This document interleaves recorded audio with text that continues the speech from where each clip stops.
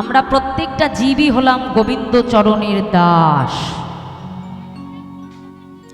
আমরা সংসারে কার দাস মা? এই যে সংসারে যে আমরা এসেছি, আমরা সংসারে কার দাস? সংসারের মানুষের দাস আমরা নই মা। জানবে এই সংসার মাঝে আমরা একজনেরই দাস, সেটা হলো আমার অনাদি রাদি গোবিন্দ নিতাই গৌর হরি। কারণ এই সংসার মাঝে যখন আমরা আসি মা, এই সংসার মাঝে এসে দেখো আমরা সংসারে অনেক মানুষকেই আমরা আপনজন হিসেবে কাছে পাই। যখন মাতৃগর্ভ থেকে আমি ভূমিষ্ঠ হলাম, আমার কাছে আমি আমার মাকে পেলাম, আমার পিতাকে পেলাম, বিবাহ হওয়ার পর স্বামী পেলাম, সন্তান পেলাম, একে একে সবাইকেই পেলাম। কিন্তু একটা কথা ভেবে দেখো তো, এই যাদেরকে আমরা আপন করে পেলাম তারা প্রকৃতই কি আমার আপন? তারা প্রকৃতই কি আমার আপনজন? নয়। কারণ এই সংসার মাঝে আমরা এসেছি একটা নাট্যমঞ্চে। এই নাট্যমঞ্চে দাঁড়িয়ে আমরা শুধুমাত্র অভিনয় করে যাচ্ছি। আর যার যেদিন অভিনয়টা ফুরিয়ে যাবে মা, এই সংসাররূপী মঞ্চ থেকে সেদিন আমাদের প্রত্যেককে চলে যেতে হবে। যেমন একটা মঞ্চে যখন একটা নাটক স্থাপনা করা হয় মা, একটা নাটক হচ্ছে তাই না, তাহলে সেই নাটকে যখন কেউ ধরো রাজা হয়ে সেজেছে, তখন রাজা সাজবার পর নাটকটা শেষ হবার পর তার উপযুক্ত পারিশ্রমিকটা যখন তার হাতে তুলে দেওয়া হলো, পারিশ্রমিকটা নিয়ে সে যখন ঘরে ফিরে যাচ্ছে, তারপরে কি সে আর রাজা থাকছে মা? থাকছে না। তার অভিনয় যতক্ষণে ছিল ততক্ষণ সে রাজা, কিন্তু অভিনয় হয়ে যাওয়ার পর তার সমস্ত অভিনয় সঙ্গে সঙ্গে তার ভূমিকাটাও সেখানে শেষ। তাই আমরা এই সংসার মঞ্চে মা কখনো কারোর স্ত্রী, কখনো কারোর কন্যা, কখনো কারোর সন্তান রূপে অভিনয় করতে করতে মা যেদিন অভিনয়টা আমার শেষ হয়ে যাবে, এই সংসার রূপী মঞ্চ ছেড়ে আমাদের বিদায় নিতে হবে। তাহলে এই যে আমরা দুর্লভ মনুষ্য জন্মটা পেয়ে আমরা এসেছিল মা, তাহলে এই সাধের মনুষ্য জন্মটা পেয়ে আমি কর্মটা কি করলাম? মহাপ্রভু তিনি এত বড় দূরদর্শী ছিলেন, তিনি আমাদের জন্য মোটা মোটা গ্রন্থ রচনা করে যায়নি। বদন থেকে শুধুমাত্র 7টি শ্লোক তিনি উচ্চারণ করেছিলেন, যাকে বলা হয় শিক্ষাষ্টক। কথাগুলো মন দিয়ে বুঝে নিও মায়েরা।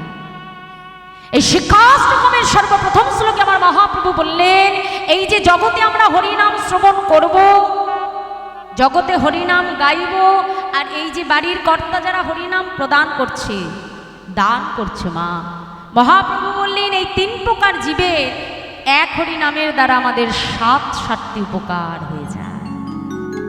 কি বললেন? বললেন চেত দর্পণ মার্জনা, আস্তে কথা নয়, ভব মহাদেবাগ্নি নির্বাপনা, শ্রেয়া কৈরব চন্দ্রিকা বিতারণাং বিদ্যা বৌদ্ধ জীবনা, আনন্দং বুদ্ধিবর্ধনাং প্রতিপাদং পুণ্যামৃত স্বাদনা, সর্বাত্মা স্নাপনা পরং বিজয়তে শ্রীকৃষ্ণ সংকীর্তন। তাহলে সংস্কৃত শ্লোকে আমার মহাপ্রভু বললেন, এবার আমি তোমাদের বুঝিয়ে দিব। সবার প্রথমে কি বলল? চেতু দর্পণ মার্জন। চেত মানে কি মা? চেত মানে কি জানা আছে? চিত্ত বা মন। আর দর্পণ মানে কি গো মায়েরা? আয়না। আর মার্জন মানে ঘষে মেজে পরিষ্কার করা, তাই না? তাহলে আজকে আমার চৈতন্য মহাপ্রভু বললে, যেমন আমি যদি একটা বাজার থেকে আয়না কিনে এনে মা, সেই আয়নার উপরে যদি আমি পুকুর থেকে কাদা মাটি তুলে যদি আয়নার উপরে মাখিয়ে রাখি, তাহলে আয়নায় কি কখনো নিজের মুখটাকে দেখা যায়? নিজের স্বরূপটাকে চেনা যায় মা? ঠিক এই সংসার রূপী সাগরে এসে পড়ে মাগো, ওই সংসারের মায়ারূপ কাদা আমরা আমাদের মন রূপী দর্পণে এমনভাবে আবদ্ধ করে রেখেছি মা, যেই সংসারে এসে আমাদের স্বরূপ সত্তাটা আমরা ভুলে গেছি। আমাদের এই মনের আয়নার মধ্যে জাগতিক জগতের কামনা বাসনার ময়লা এমনভাবে লিপ্ত হয়ে আছে যে জগতে যেটা আমরা কথা দিয়ে এসেছিলাম, সেই প্রতিশ্রুতির কথা আমরা প্রত্যেকটা জীব ভুলে গেছি। তাহলে বাজার থেকে কিনে আনা আয়নাকে তুমি শ্যাম্পু সাবান পরিষ্কার করতে পারবে মা। কিন্তু জেনে রাখো, মনের আয়নাকে কি কিন্তু কখনো শ্যাম্পু সাবানে পরিষ্কার করা যায় না। তাহলে তোমরা বলতেই পারো বাবা যে মনের আয়নাটা কি করে পরিষ্কার হয় মা? আসতে বাচ্চাটা সামলাও। মনের আয়নাকে পরিষ্কার করবার জন্য কলিযুগে আমার মহাপ্রভু কি আনলেন? হরিনাম সংকীর্তন রূপী মা জননী তাই গৌর হরিবোল।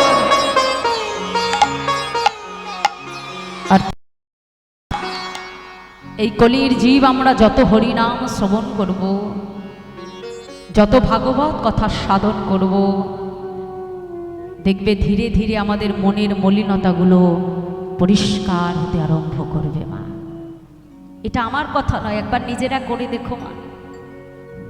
যে ভক্ত প্রত্যেক দিন হরি কথার সাধন করে, যে ভাগবতীয় কথার মধ্যে নিজেকে আবদ্ধ করে রাখতে পারে মা, দেখবে ধীরে ধীরে সেই জীবের কেমন পরিবর্তন ঘটে যায়। হরিনামের এমনই গুণ মা। শাস্ত্রে বলছে, হেলাই বা শ্রদ্ধায় যে বা নাম লয়, ক্রমে ক্রমে কৃষ্ণ ভক্তির হয় উপাচয়। আগুনে যেমন হাত দিলে, আগুন কি জানে যে এটা বড় হাত না বাচ্চার হাত? জানে মা? আগুনে হাত দিলে কি হয়? আগুন হাত পুড়িয়ে দেবে, কি তাই না? আগুনের যে দাহিকা শক্তি আছে তাতে আমাদের হাত পুড়ে যাবে।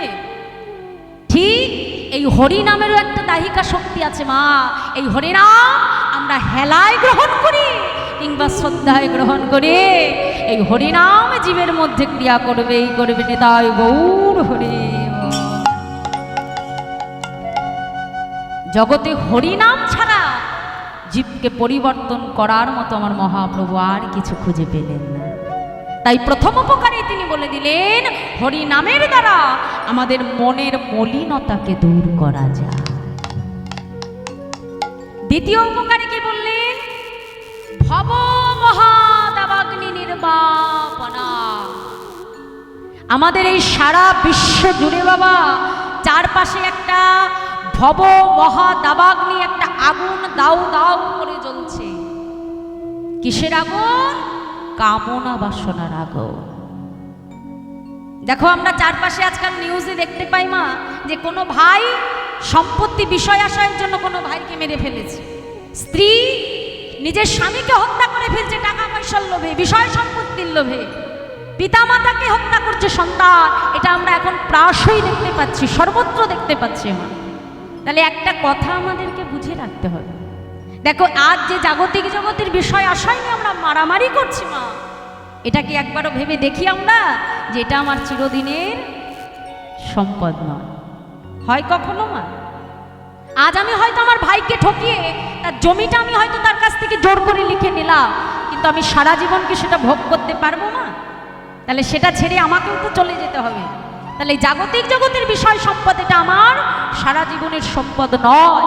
তাহলে এই চৈতন্যটা যদি একবার কোনো জীবের মধ্যে চলে আসে মা, দেখবে তার কিন্তু ওই সম্পদের জন্য কোনো মোহ, কোনো মায়া থাকবে না। জীবের মধ্যে এত হানাহানি, এত মারামারি কোনোটাই ঘটবে না। আর এটা একমাত্র সম্ভব এই হরিনামে। তাই মহাপ্রভু সর্বপ্রথম নবদ্বীপে এসে এই হানাহানি, জাতিভেদ, বর্ণ বৈষম্যতা দূর করার জন্য আর অন্য কিছুকে আশ্রয় করেনি, একমাত্র হরিনামকেই মহাপ্রভু আশ্রয় করে নিয়েছেন। তাই গৌর হরিব। তাই বললেন, ভব মহাদাবাগ্নি নির্বাপনা শ্রেয়া কৈরব চন্দ্রিকা। চন্দ্রিকা শব্দের অর্থ হলো চাঁদের আলো। একটা চাঁদের আলোই যেমন একটা শালুক ফুল, কৈরব মানে শাপলা ফুল, শালুক ফুল। চাঁদের আলোতে কি হয় মা? শালুক ফুল প্রস্ফুটিত হয়, তাই তো? ঠিক এই কলিযুগে আমার গোড়ারূপী চাঁদের আলো আমাদের কলির জীবের ভক্তিরূপী শালুক ধীরে ধীরে বিকশিত হতে আরম্ভ করছে। একটা মজার কথা বলি মা, খুব মন দিয়ে শুনবে। একদিন এক ব্যক্তি এক ডাক্তারবাবুর কাছে যে বলছে, ডাক্তারবাবু আমি যাই সেবা করি না কেন, আমি যাই খাই না কেন, আমার মুখে বড় তিতো লাগে। তা ডাক্তারবাবু বলছে, যাই খাও সেটাই তোমার মুখে তিতো লাগে? বলে হ্যাঁ। বলে তাহলে বাবা তুমি একটা কাজ করতে পারো, ওই বাড়ি থেকে ফেরবার সময় একটু দামি তাল মিছরি কিনে নিয়ে তুমি তাল মিছরি প্রত্যেক দিন খেতে আরম্ভ করো, যেদিন দেখবে যে এই তাল মিছরিটা তোমার মুখে স্বাদ আনছে, মানে মিষ্টি লাগছে, ভালো লাগছে, আসলে তোমার পিত্ত রোগ হয়েছে, এই পিত্ত রোগ সেই দিনই দূরীভূত হবে, তুমি বুঝতে পারো। তা বলছে বাবা ওই পিত্ত রোগ যে আমার হয়েছে ডাক্তারবাবু, তা আমি ওই তাল মিছরি কিনেও খেয়ে দেখেছি, কিন্তু তাল মিছরিও আমার মুখে তিতো লাগে। তা ডাক্তারবাবু তখন তার সেই রুগীকে ডেকে বলছে, শোনো, তাল মিছরি খাবার পরেও যখন তোমার তিতো লাগছে, এটা তো আর তাল মিছরির দোষ নয়, দোষটা হলো তোমার মুখে। আসলে তোমার যে পিত্ত রোগ হয়েছে, এই রোগের জন্য তোমার মুখে তাল মিছরিটা তিতো লাগছে। আর যেই দিন ওই তাল মিছরি তোমার মুখে মিষ্টি লাগবে, জানবে সেই দিনই তোমার পিত্ত রোগ দূরীভূত হয়েছে। নিতাই গৌর হরি বল। তাহলে বাবা, এ জগতে হরিনাম কিন্তু আমাদের সবার ভালো লাগে না মা? লাগে কি? হরিনাম শুনতে সবার তো ভালো লাগে না মা? কিন্তু তাই বলে মহাজন বললে হরিনাম শুনতে ভালো লাগে না বলে হরিনাম শোনাটা যেন তোমরা বন্ধ করে দিও না। এই প্রত্যেক দিন শ্রবণ করতে করতে যেই দিন তোমার এই হরিনামের প্রতি আসক্তি জন্মাবে, জানবে সেই দিনই তোমার মহাপ্রভুর কৃপা হয়ে যাবে। নিতাই গৌর হরি বল। তাই বলল শ্রেয়া কৈরব চন্দ্রিকা বিতারণং বিদ্যা বধূ জীবনা। বধূ শব্দের অর্থ হলো নারী জাতি। একজন নারী যেমন নিজের স্বরূপ সত্তা জগতে প্রকাশ করে না সবার সম্মুখে, ঠিক এই জগতে হরিনামও কিন্তু সবাই গ্রহণ করতে পারে না। দেখো তোমাদের গ্রামে তো কম ভক্ত নাই মা, কিন্তু সবাই এখানে আসতে পেরেছে কি? পারে না। কেউ বাড়িতে বসে আমরা টিভি সিরিয়াল দেখে সময় নষ্ট করব, কেউ মোবাইল দেখে আমরা সময় নষ্ট করব, তাই না মা? কিন্তু যদি এখানে একটা নাচানাচি হতো, ডান্স হাঙ্গামা হতো, ডিজে বাজতো, সিনেমার নায়ক আসতো, দেখবে তাকে দেখার জন্য গ্রামের লক্ষ লক্ষ মানুষের ভিড় জমে যায়। কিন্তু যে হরি কথা শুনলে জীবের মঙ্গল হবে মা, সেই হরি নামের প্রতি আমাদের আসক্তি জন্মায় না। তাই বলছি, হরিনাম হলেই যে জগতে সবাই গ্রহণ করতে পারবে এটাও নয় মা। হরিনাম সবাই জগতে গ্রহণ করতে পারে না। তাই মহাপ্রভু হরিনামকে স্ত্রী জাতির সঙ্গে তুলনা করলেন। আর কি বললেন? আনন্দম বুদ্ধিবর্ধন। অর্থাৎ হরিনামের প্রত্যেকটা পদে পদে রয়েছে আনন্দ আর আনন্দ। দেখো, এই যে আমরা যতক্ষণ হরিবাসনের মধ্যে থাকবো, আমাদের কারোর মনে কিন্তু কোনো দুঃখ কষ্ট থাকে না মা। এটা নিজেরাই একবার উপলব্ধি করো। থাকে কি? হরিবাসনে যতক্ষণ থাকি আমাদের মনে কারো দুঃখ যন্ত্রণা আসে? আসে না মা। কিন্তু দেখো, যেই আমরা এখান থেকে সংসারে ফিরে যাব মা, এই আনন্দ এই সুখ কি আর আমরা খুঁজে পাবো? পাবো না। তাই মহাপ্রভু বললেন আনন্দম বুদ্ধিবর্ধন। অর্থাৎ হরিনামের প্রত্যেকটা পদে পদে রয়েছে শুধুমাত্র আনন্দ আর আনন্দ। তাই বললেন আনন্দম বুদ্ধিবর্ধন প্রতিপ্রাদন পুণ্য অমৃত স্বাদনা। হরিনামের প্রত্যেকটা পদে পদে রয়েছে পুণ্য অমৃতের স্বাদ। আর কি বললেন? সর্বশেষ সপ্তম উপকার বলে দিলেন সর্বাত্মা স্নাপনা।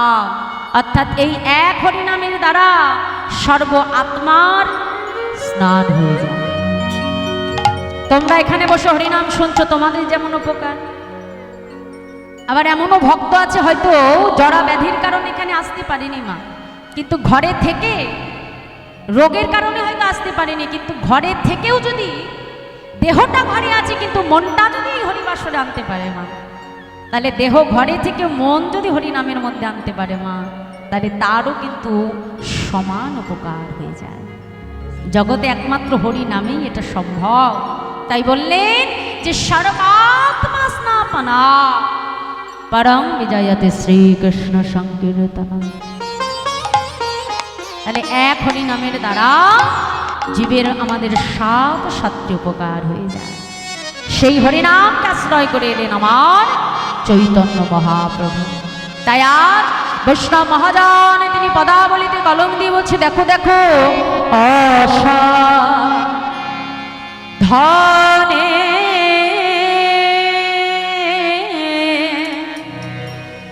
চিন্তামণি আমার বিধি মেলায়লো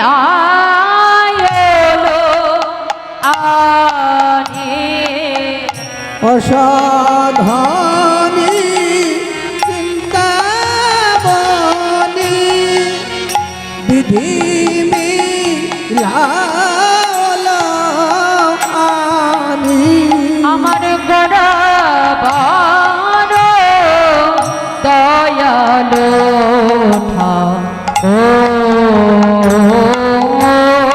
আমার গোরা পার দয়ালো ঠাকুর ও কোন সাধন ভাজ লাগলো না রে কোন সাধন ভাজ লাগল না রে তারে অসাধনে পাওয়া গেল সাধন ভজ লাগলো না রে অসাধনে পাওয়া গেল সাধন ভাজন লাগল না রে অসাধনে পাওয়া গেল কোন সাধন ভাজন লাগল না রে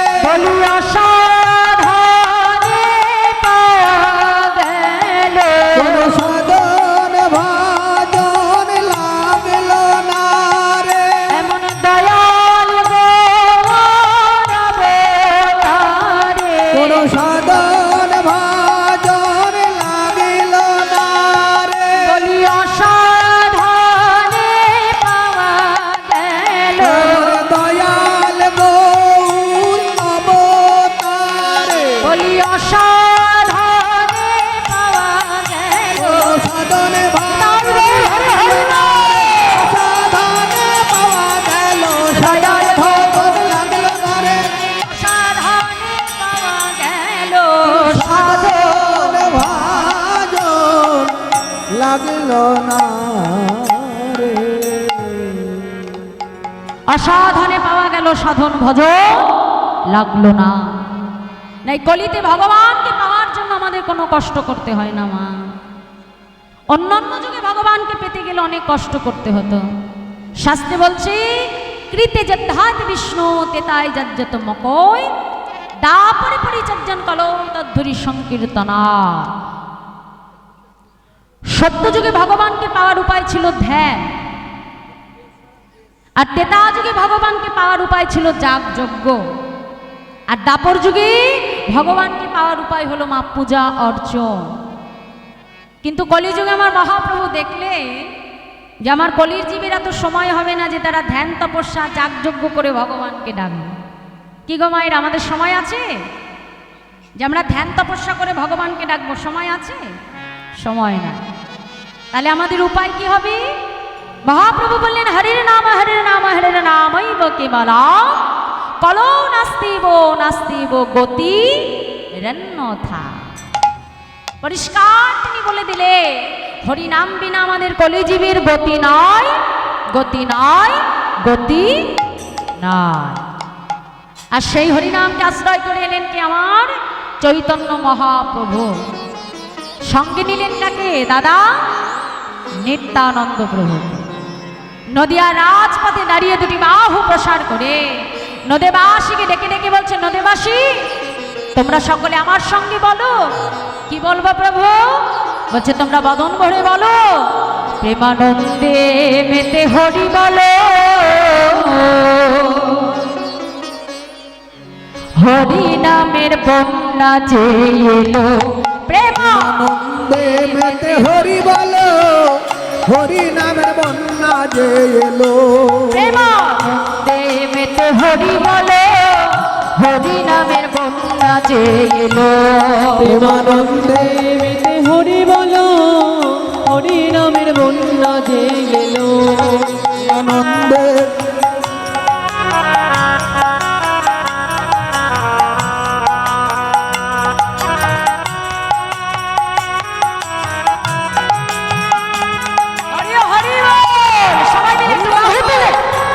মনিটরটা একটু বাড়ান দাদা যারা মেন ভোকাল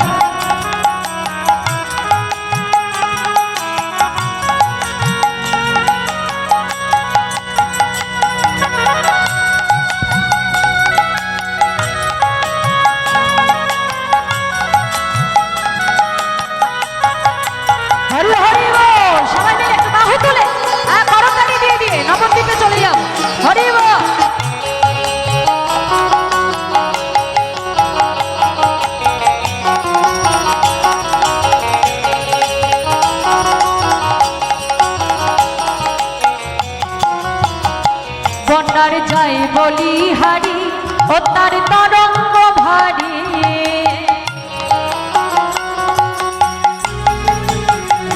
বন্যার যায় বলি হারি ও তার তরঙ্গ ভারী ও তার যায় বলি হারি ও তার তরঙ্গ ভারী। আচ্ছা মায়েরা আস্তে আস্তে, তরঙ্গ মানে কি বলো তো? তরঙ্গ মানে কি? হ্যাঁ হ্যাঁ, ঢেউ ঢেউ, তাই তো? তা আমাদের নবদ্বীপে তো রোজ বন্যা হয়, রোজ ঢেউ ওঠে, তাই না? তা তোমাদের এই জায়গাটার কি নাম মা? তোমাদের এই জায়গাটার কি নাম? করঙ্গ। তা আজকে কি এটা করঙ্গ আছে? আজকে কি করঙ্গ আছে এটা?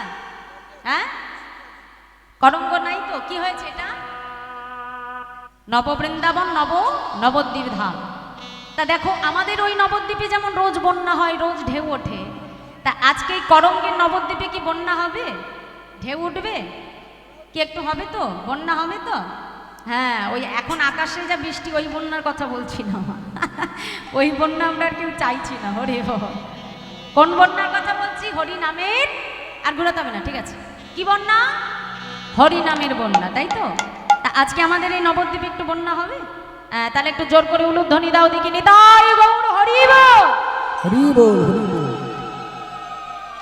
বাহ বাহ বাহ। এতক্ষণ পরে মনে হচ্ছে এবার একটু নবদ্বীপে এসেছি, কি মাইরা, তাই না? তা নবদ্বীপে পয়সা খরচ করে যখন আমরা যাই, তা শুধু তো ঘরে লজ ভাড়া করে বসে থাকতে যাই না মা, একটু কর্মও তো করতে হবে, কি তাই তো? পায়ে হেঁটে হেঁটে মহাপ্রভুকে দর্শন করি, বদনে হরি নাম করি। তাই নবদ্বীপে যখন এসেছি একটু কর্ম করবো তো, কি একটু কর্ম হবে তো? শুধু হরিবাসরে এসে বান্ধবীর সঙ্গে গল্প করে চলে গেলাম, ও কর্ম করলে হবে না, আসল কর্মটা একটা করতে হবে। রাধে রাধে। তা সবাই একটু বাহু তোলে দেখি আমার সঙ্গে, করতালি দিয়ে একটু আনন্দে আত্মহারা হয়ে আমরা নবদ্বীপে চলে যাব। দেখি বাহু তুলে সবাই মিলে, বাবারা একটু বাহু তোলো, করতালি দিয়ে দিয়ে দেখি, বলো বাহু তুলে বলো। বন্যারে যায় বলি হারি ও তার তরঙ্গ ভারী ও তার যায় বলি হারি ও তার তরঙ্গ ভারী। বন্যারে যায় বলি হারি ও তার তরঙ্গ ভারী ও তার যায় বলি হারি ও তার তরঙ্গ ভারী। আজ তরঙ্গ দিচ্ছে সাঁতার গোলকে হারি আজ প্রেমে তরঙ্গে দিচ্ছে সাঁতার গোলকে বিহারি। আজ তরঙ্গ দিচ্ছে সাঁতার গোলকে হারি আজ প্রেমে তরঙ্গে দিচ্ছে সাঁতার গোলকে বিহারি। ও তার সঙ্গে দয়াল নিত্যানন্দ পাঠানে সাঁতার দিল। হরি হরি নিত্যানন্দ পার করে সবার দিল। তার সঙ্গে দয়াল নিত্যানন্দ পাঠানে সাঁতার দিল। সঙ্গে দয়াল নিত্যানন্দ পার করে সবার দিল। হরি নামের বন্যা গেল। প্রেম নন্দে মেতে হরি বলো, হরি নামের বন্যা যে এলো। প্রেমানন্দে বেতে হরি বলো, হরি নামের বন্যা যে গেল।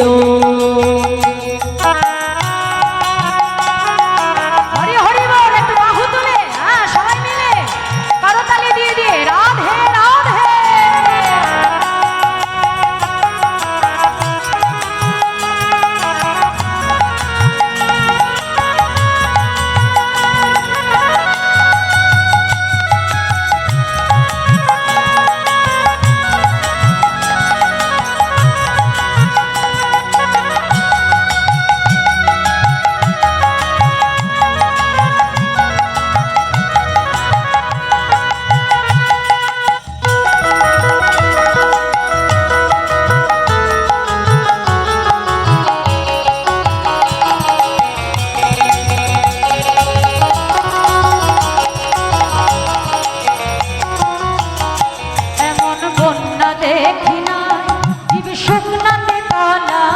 আমার বন্যা দেখি নাই এমন শুকনাতে পালা। এমন বন্যা দেখি না জীব শুকনাতে তলা। আমার বন্যা দেখি নাই এমন শুকনাতে পালা। আর ডুবল নদের পুরুষ নারী জাতির বিচার না। আর ডুবল নদীর পুরুষ নারী জাতির বিচার না। আচ্ছা মায়েরা বলি আমাদের হরিনামে কোনো জাতি ধর্মের বিচার আছে কি? হ্যাঁ, বিচার আছে? নাই তো। বলে যদি থাকতো তবে হরিদাসে কাজীর ছেলে সেও বুঝি ডুবে গেল। হরিদাস সে কাজের ছেলে সেও বুঝি ডুবে গেল। হরিদাস হরি বল বলে হরিদাস, সবাই মিলে বাহু তুলে হরি হরি হরি বল বলে হরিদাস। হরি বল বল রে হরিদাস। বলি হরিদাসে কাজীর ছেলে সেও বুঝি ডুবে গেল। হরিদাস সে কাজের ছেলে সেও বুঝি ডুবে গেল। হরি নামের বন্যা যে এলো, আনন্দে মেতে হরি বলো, হরি নামের বন্যা যে এলো। দেবেতে হরি বলো, হরি নামের বন্যা যে এলো। প্রেমানন্দে মেতে হরি বলো, হরি নামের বন্যা যে এলো। তাই আজ এই হরিনামের বন্যায় ভাসাবে বলে আমার চৈতন্য মহাপ্রভু সঙ্গে নিলেন আমার দাদা নিত্যানন্দ প্রভুকে। সঙ্গে নিয়ে এলেন কোথায়? শ্রীধাম নবদ্বীপ মাঝ। তার মতো দয়াল কোনো যুগে হয় নাই, আর হবেও না। মা জীবের হাতে ধরে পায়ে ধরে আমার প্রভু হরিনাম দিয়েছিলেন। মা দাদা নিত্যানন্দ প্রভুকে ডেকে বলেছিল, দাদা তুমি আগে জীবের দাঁড়ে দাঁড়িয়ে গিয়ে তাদের তুমি হরিনাম দেবে দাদা, আর এতেও যদি কলির জীব হরি বলতে না চায় তুমি তাদের পায়ে ধরে হরিনাম দেবে। তাহলে তার মতো দয়াল কোনো যুগে হয় নাই, আর হবেও না। মা তাই আজ বৈষ্ণব মহাজন তিনি পদাবলিতে কলম দিয়ে বলছে, দেখো দেখো ভাই রে ভাই,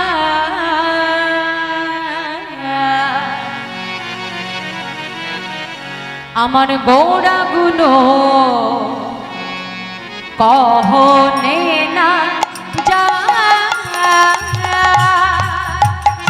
আমার গোরা গুলো কহনে না যায়। গোড়া গুলো কহনে না যা, আমার গোরা গুলো কহনে না যায়। কত শত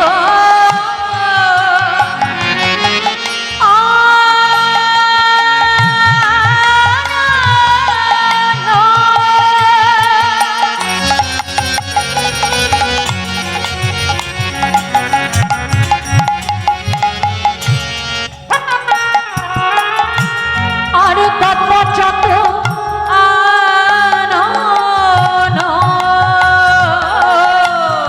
কত শত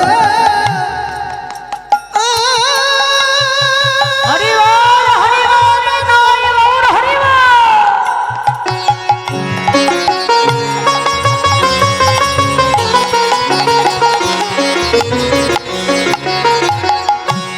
গৌরা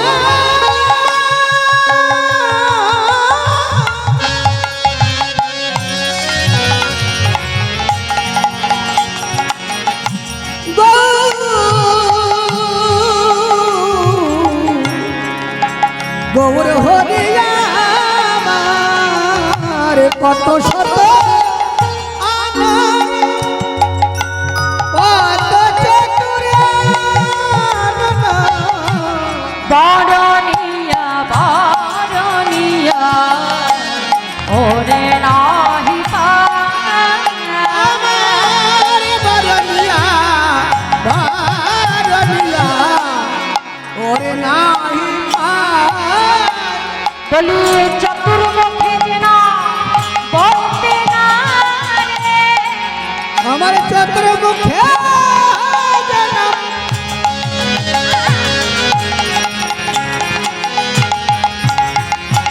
বলতে না রে। আমি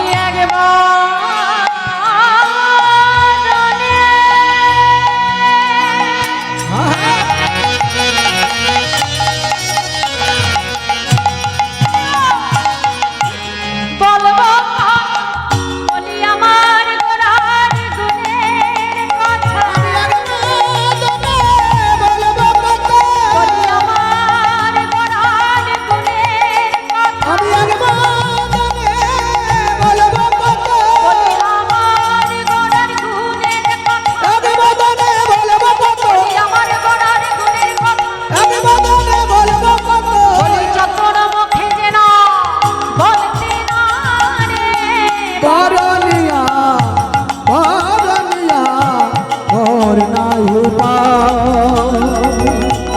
মরণিয়া ওর নাহি ভাই রে ভাই আমার গোড়া গুণ কখনে না যায়। তাহলে ভগবানের গুণের কথা মা, হরি নামের এই হরি নামামৃত নামের কথা মহাজন বলল এক বদনে বলে শেষ করা যায় না। চতুর্মুখ ব্রহ্মা যে নাম চার বদনে বলে শেষ করতে পারে না। মহাজন বলল আমার মতো অধম এক বদনে হরি নামের মাহাত্ম্য কতই বা বর্ণন করবে। আমরা সকলেই জানি মা, রামায়ণ রচনা করেছিলেন কে? বাল্মীকি মুনি, তাই তো? আসতে জয় রাধে। তাই বাল্মীকি মুনি তিনি কিন্তু প্রথম জীবনে আমার প্রভু রামচন্দ্রের ভক্ত ছিলেন না। আসতে এই বাল্মীকি মুনি প্রথম জীবনে কে ছিল জানো মাইরা? রত্নাকর দস্যু। যে রত্নাকর দস্যুর নামে সকলে থরহরি কম্প যেত, এত বড় দস্যু, এত বড় ডাকাত ছিলেন তিনি। তাই রত্নাকর দস্যু মানুষকে হত্যা করে, মানুষকে মেরে ধরে স্বর্ণ অর্থ যা কিছু পায় তাই দিয়ে তার সংসারকে পরিচালনা করে। তেমন ভাবে তার দিন অতিবাহিত হচ্ছে। তা একদিন একটু মন দিয়ে শুনবে মাইরা, এই যে আমরা সংসারকে এত ভালোবাসি না, এই সংসারে এসে এত যে আমরা আমার আমার করছি না, তাহলে এই সংসারটা কেমন, প্রকৃত আমাদের কতটা ভালোবাসে। দেখো, এটা রত্নাকর দস্যুর জীবনে ঘটে যাওয়া, তার জীবনকে ঘুরিয়ে দেওয়া, ভক্তি পথে আনার জন্য এই সংসার তাকে কেমনভাবে বাধ্য করেছিল, এটা দেখে নাও মায়ের।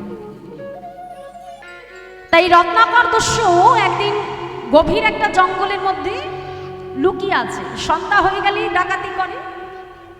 তা একদিন সেই পথ দিয়ে যাচ্ছে দেবর্ষি নারদ মুনি। আর কথায় বলে আসতে, মহন্তের স্বভাবই হয় তারিতে পামর, নিজ কার্য নাই তো ভুজান পরঘর। দেখবে মায়েরা, কোটি কোটি জন্মের সুকৃতি সৌভাগ্য যদি কারোর কপালে হয় মা, সেই ঘরে কিন্তু একজন বৈষ্ণবের চরণ ধরি পড়ে।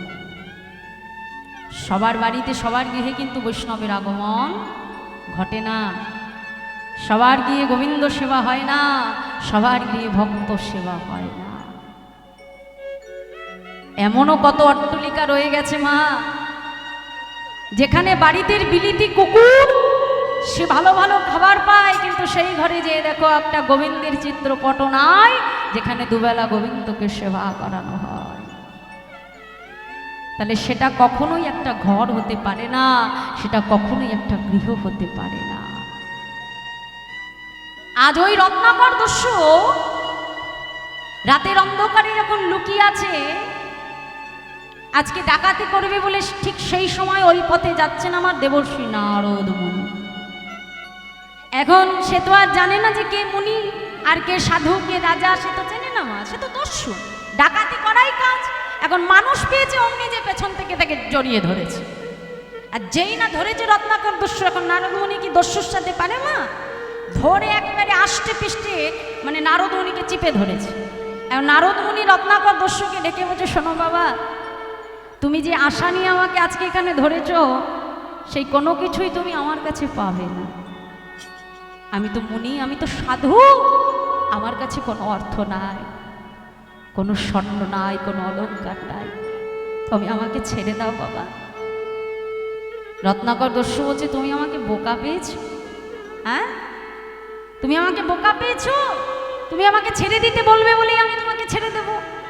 বলছে, তাহলে একটা কাজ করো বাবা, আজ তোমাকে একটা কথা আমি বলি। তা এই যে তুমি প্রত্যেক দিন বনের মধ্যে ডাকাতি করো, ডাকাতি করে যে টাকা পয়সা, যে স্বর্ণ যা কিছু পাও, এগুলো দিয়ে তুমি কি করো? বলে, কেন কি করব? এটা দিয়ে আমার ঘরে বৃদ্ধ মা আছে, বাবা আছে, আমার সন্তান আছে, আমার প্রিয় স্ত্রী আছে, তাদের সবার মুখে দুবেলা দুমুঠো ভালো করে তাদের খাওয়ার অন্নটা আমি জোগাড় করি এই ডাকাতির মধ্যে দিয়ে। বলছে, বেশ, বড় ভালো কথা। তাহলে আমার একটা কথা তুমি শুনবে বাবা? এই যে যাদের জন্য তুমি প্রত্যেক দিন এতগুলো মানুষকে হত্যা করছো, প্রত্যেক দিন তুমি ডাকাতি করছো, এতে তো তোমার পাপ হচ্ছে। তা একবার যে তুমি তোমার সেই সংসারের মানুষগুলোর কাছে ডেকে জিজ্ঞাসা করো যে এই পাপের ভাগীদারি তারা হবে কিনা। তাদের জন্যই তো তুমি এই সমস্ত কর্ম করছো, তাদের জন্যই তুমি মানুষকে হত্যা করছো। তাহলে একবার যে জিজ্ঞাসা করে দেখো তোমার এই পাপের ভাগীদারি তারা হবে কিনা। রত্নাকর দস্যু বলছে কেন হবে না, আমি তাদের জন্যই এই হত্যা করছি, তাদের জন্যই চুরি ডাকাতি করছি, তারা আমাকে কত ভালোবাসে, তাহলে তারা কেন আমার পাপের ভাগীদারি হবে না। যাও তুমি জিজ্ঞাসা করে এসো। বলে আমি জিজ্ঞাসা করতে যাই আর সেই সুযোগে তুমি পালিয়ে চলে যাও। হ্যাঁ, খুব বুদ্ধি তোমার। বলছে তোমার যদি বিশ্বাস না হয় একটা কাজ করতে পারো, দূরে একটা গাছ দেখতে পাচ্ছ, ওই গাছের সঙ্গে রজ্জু দ্বারা আমাকে শক্ত করে তুমি বেঁধে দাও। আমি কথা দিলাম যতক্ষণ না তুমি ফিরে আসবে আমি এখানেই তোমার জন্য অপেক্ষা করব। নারদ মুনিকে শক্ত করে গাছের সঙ্গে বেঁধে দিয়ে মা রত্নাকর দস্যু ছুটতে ছুটতে তার ঘরে ফিরে এলে। সর্বপ্রথম ছুটে এসেছে তার পিতার কাছে, পিতার চরণটাকে জড়িয়ে ধরেছে। বাবা, আমি তো প্রত্যেক দিন বনের মধ্যে যে কত মানুষকে হত্যা করি, কেন হত্যা করি জানো পিতা? তোমাদের মুখে দুবেলা দুমুঠো ভালো করে অন্ন জোগাড় করে দেবার জন্য। আমি নিজের হাতে কত মানুষকে হত্যা করেছি, কত মানুষের প্রাণ নিয়েছি আমি পিতা। এতে তো আমার পাপ হয়? তুমি তো আমার বাবা, একবার তুমি আমাকে বলো বাবা, তুমি কি আমার এই পাপের ভাগীদারি হয়নি? সঙ্গে সঙ্গে রত্নাকরের দস্যুর পিতা তাকে ডেকে বলছে, শোনো বাবা, তুমি যখন ছোট ছিলে তখন তোমার মুখে অন্ন জোগাড় করা সেটা আমার কর্তব্য, আমার দায়িত্ব ছিল, আমি সেটা পালন করেছি, সেটা যেমন করে হোক না কেন। আজ আমি বৃদ্ধ হয়েছি, আমার বয়স হয়েছে, তাহলে তুমি কেমন করে আমার মুখে অন্ন জোগাড় করে দেবে? সেটা তো আমার দায়িত্ব নয়, সেটা তো তোমার কর্তব্য। আর সেটা করতে গিয়ে যদি তোমার তাতে পাপ হয় তাহলে তোমার পাপের ভাগীদারি তো আমি হব না বাবা। রত্নাকর তো স্বভাব হয়ে গেল, ছুটতে ছুটতে নিরুপায় হয়ে মায়ের কাছে এসেছে। মা, শুনেছি একজন সন্তানের কষ্ট নাকি সর্বপ্রথম তার মা বুঝতে পারে। সন্তানের মনে বেদনা হলে, দুঃখ হলে, কষ্ট হলে শুনেছি মায়ের মনে সর্বপ্রথম সাড়া দেয় মা। আজ আমি যে বড় ধর্ম সংকটে পড়েছি মা, মা এই যে আমি তোমাদের মুখে অন্ন জোগাড় করি, এতে কত পাপ হয় আমার। মা গো, একবার তুমি আমাকে বলো মা, এই কর্ম করবার জন্য আমার যে পাপ হয়, আমার পাপের ভাগীদারি তুমি কি হবে? মাও তার পাপের ভাগীদারি নিতে অস্বীকার করল,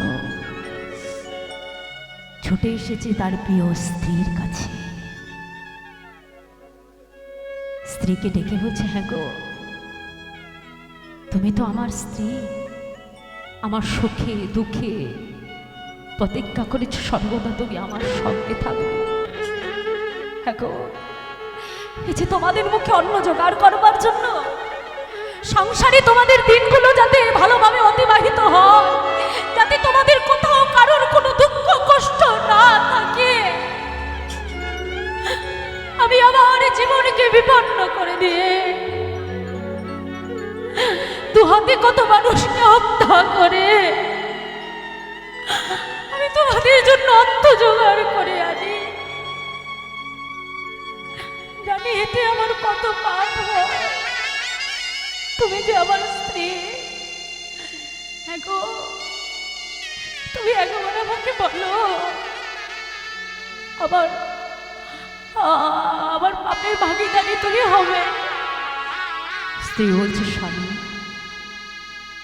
সাত পাকে আবদ্ধ করে আমার পিতার কাছ থেকে আমার সমস্ত দায়িত্ব নিয়ে তুমি বিবাহ করে আমাকে এনেছ, তাহলে সংসারে কিভাবে আমি সুখে থাকবো, ভালো থাকবো, আমার পিতার কাছ থেকে কথা দিয়ে তুমি আমাকে এনেছ, তাহলে আমাকে ভালো রাখা এটা তোমার কর্তব্য, তোমার দায়িত্ব। সেটা কিভাবে তুমি করবে সেটা তো আমার দেখার কথা নয়। তাহলে তোমার পাপের ভাগীদারি আমি হব কেমন করে বলতে পারো? এক লহমায় এক মুহূর্তে বা যে সংসার নিয়ে রত্নাকর দস্যুর মনে এত গর্ব ছিল, আমার সন্তান, আমার পিতা, আমার মাতা, আমার স্ত্রী, সর্ব অহংকার এক মুহূর্তে ভেঙে চূর্ণ হয়ে গেল। পিতা মাতার চরণে প্রণাম জানিয়ে জনমের মতো সংসার পরিত্যাগ করে চলে এলেন ছুটতে ছুটতে দেবর্ষি নারদ মুনির কাছে। মুনিমা, এতদিন যে সংসারকে আমি আমার আপন ভেবেছিলাম, আজ আমি দিনের শেষে গিয়ে দেখলাম এই সংসারে কেউ আমার আপন নয়, এই সংসারে কেউ আমার আপন নয়। মুনিমা, তাই ওই সংসারে আমি আর ফিরে যেতে চাই না। আমি জানি যে আমার অনেক পাপ হয়েছে, কিন্তু আপনি তো বৈষ্ণব, আপনি তো সাধু, আপনি আমাকে বলে দিন আমি কি করলে এই পাপ হতে মুক্তি পাব। দেবর্ষি নারদ মুনি রত্নাকর দস্যুকে ডেকে বলল, এদিকে এসো, আজ তোমার বৈরাগ্য হয়েছে, আজ জগতে তোমার চেতনা হয়েছে, এসো আমার কাছে। আজ থেকে এই জঙ্গলে বসে তুমি বদনে রাম নাম উচ্চারণ করো। আর এই রাম নাম উচ্চারণ করতে করতে যেদিন ওই প্রভুর কৃপা তোমার হবে, সেই দিন সমস্ত পাপ হতে তুমি মুক্তি পেয়ে যাবে। কিন্তু সে তো পরম পাপী মা, জীবনে ভগবানের নাম জিহ্বা দ্বারা উচ্চারণ করে নাই, তাই রাম কথাটা তার মুখ থেকে বাহির হচ্ছে না। কি হচ্ছে জানো মা? মরা মরা মরা মরা মরা মর মরা মরা উচ্চারণ হচ্ছে, রাম কথা উচ্চারণ হচ্ছে না। কি হচ্ছে? মরা। নারদ মুনি বলছে মরা মরাই তুমি জপ করতে থাকো।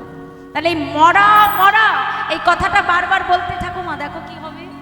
মরা মরা মরা মরা মরা মরা মরা মরা মরা মরা, এই মরা উচ্চারণ করতে গিয়ে তার বদন থেকে রাম নাম বহির হয়ে গেল। নিতাই গৌর হরি বল, হরি বল। আর সেই রাম নাম জপ করতে করতে মা তার দেহের উপরে হয়ে গেল এক বিশাল বাল্মিক। কথার অর্থ হলো উইয়ের ঢিপি।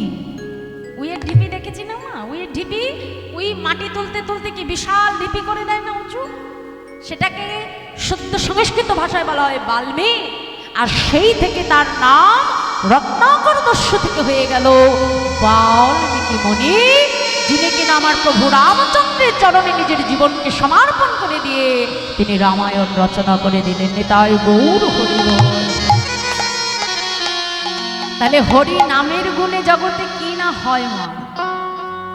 হরি নামের এমনই গুণ, এমনই মাহাত্ম্য। হরি কথা সাধন করো, যে হরি নাম ছাড়া আমাদের জীবের আর কোনো উপায় নাই মা। যেদিন এসেছিলাম হরি নামে নিয়ে এসেছিলাম, আর যেদিন সংসার থেকে চলে যাব, জগতের কোনো কিছু সঙ্গে যাবে না, একটা বস্তুই যাবে। কি বলো? হরি হরি ও, বলো হরি হরি ও। সেদিন ওই হরি নাম ছাড়া আমাদের সঙ্গের সাথী আর কেউ হবে না। তাই আজ বৈষ্ণব মহাজন তিনি পদাবলিতে কলম দিয়ে বলছে, দেখো দেখো চারি বেদ সরদরস পড়িয়াছে যে চারি বেদ সরদরস পড়িয়াছে যে, আরে সে যদি গো রঙ্গ নাহি ভজে, সে যদি গো রঙ্গ নাহি ভজে, সে যদি গো রঙ্গ নাহি ভজে, সে যদি গো রঙ্গ নাহি ভজে, ঠাকুর নয়ন আনন্দে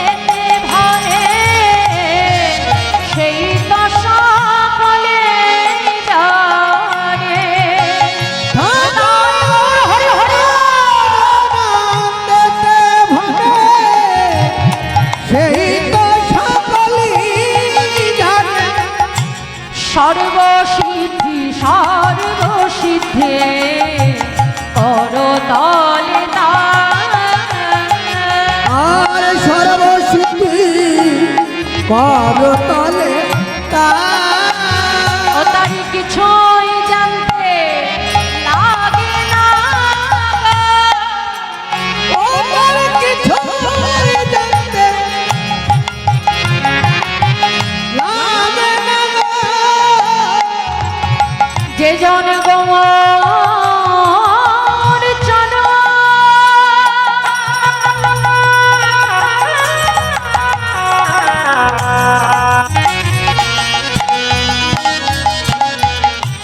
সার জেনেছে বলিয়ে সংসারকে আসার ভেবে হরি হরি হরি করেছে বলিয়ে সংসারকে আসার ভেবে যোজন গৌর করে সারি করেছে সংসারকে আসার ভেবে গৌর চরণ সারি করেছে সংসারকে আসার ভেবে গৌর চরণ সারি করেছে কিছুই জানতে লাগে না সর্বসিদ্ধি করতলে